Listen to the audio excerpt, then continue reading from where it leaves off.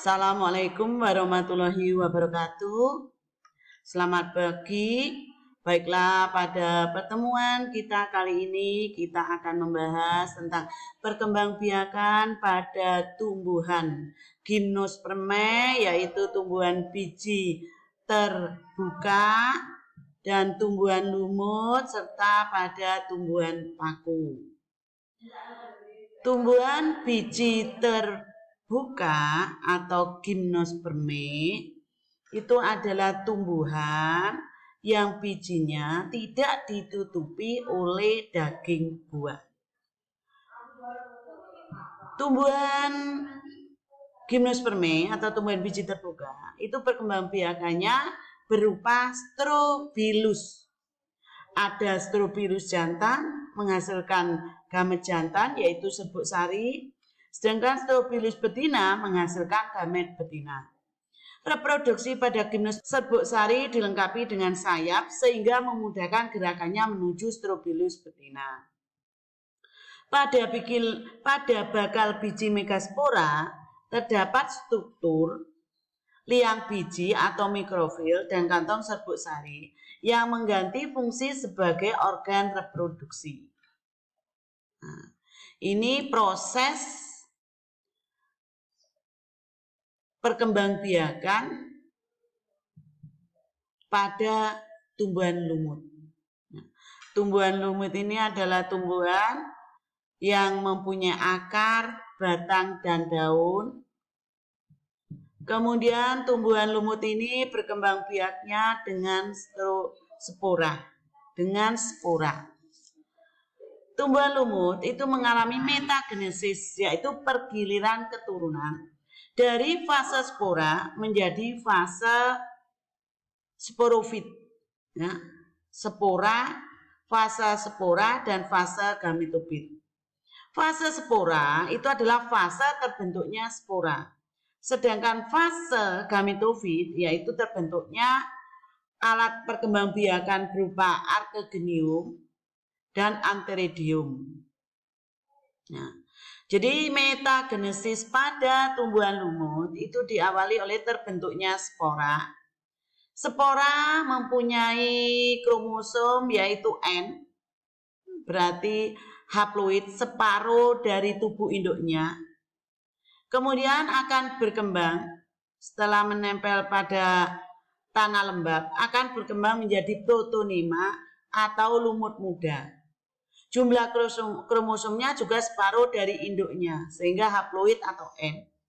Kemudian protonema atau lumut muda ini akan menghasilkan fase yang disebut dengan fase gametofit, yaitu fase tumbuhan lumut dewasa, yang nanti akan menghasilkan alat perkembangbiakan berupa arkegenium, itu adalah alat perkembangbiakan betina, dan antheridium adalah alat perkembangbiakan jantan yang menghasilkan spermatozoid. Arkegenium menghasilkan sel telur. Sel telur bertemu dengan sel sperma atau spermatozoid akan mengalami pembuahan. Hasil dengan pembuahan akan menghasilkan sigot. Sigot mempunyai kromosom diploid atau 2N, berasal dari dua induk, baik induk jantan maupun induk betina.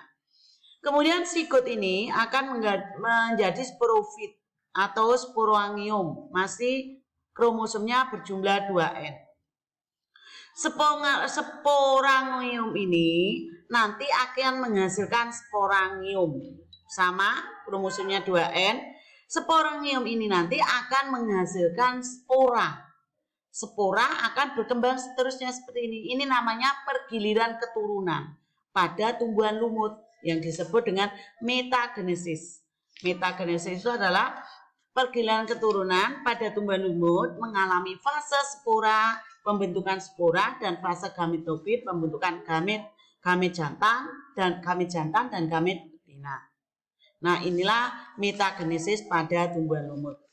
Kemudian metagenesis pada tumbuhan paku. Hampir sama pada tumbuhan paku, cuma bedanya pada tumbuhan lumut spora akan menjadi protonema. Kalau pada tumbuhan paku, spora akan menjadi protalium. Jadi tumbuhan muda pada spora itu disebut dengan protonema. Tumbuhan muda pada tumbuhan paku itu disebut dengan protalium. Metagenesis itu sama perkirinan keturunan yang mengalami fase spora dan fase gametofit. Metagenesis pada tumbuhan lumut itu adalah pertama mengalami sporangium ini akan menghasilkan spora. Spora setelah menempel pada tumbuhan lembab atau tanah lembab akan menjadi protalium, yaitu merupakan gametofit, ya, gametofit atau proses tumbuhan lumut muda, tumbuhan paku muda.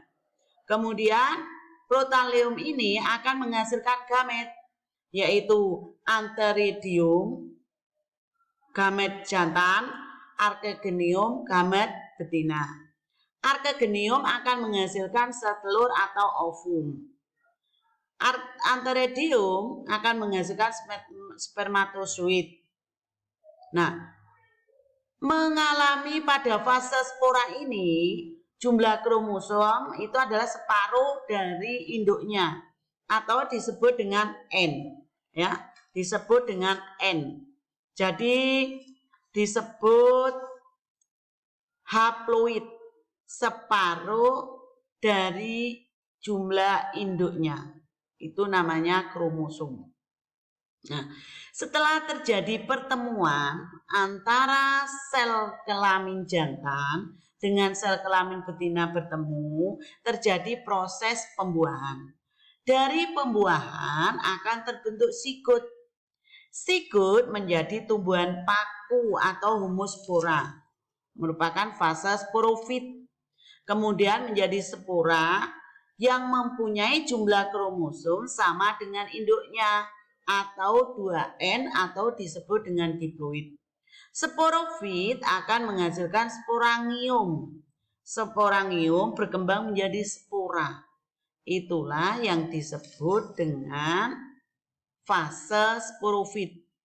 Nah, fase sporofit itu adalah menghasilkan spora, fase gametofit itu adalah menghasilkan gamet. Perbedaan antara tumbuhan paku dengan tumbuhan lumut itu adalah terletak pada tumbuhan paku spora berkembang menjadi protonema atau tumbuhan lumut muda, sedangkan pada tumbuhan paku spora berkembang menjadi protalium yang nantinya akan langsung menghasilkan gamet. Sehingga inilah yang dimaksud dengan fase gamet. Apabila ada pertanyaan, kalian bisa bertanya baik pada Google Classroom maupun pada WA.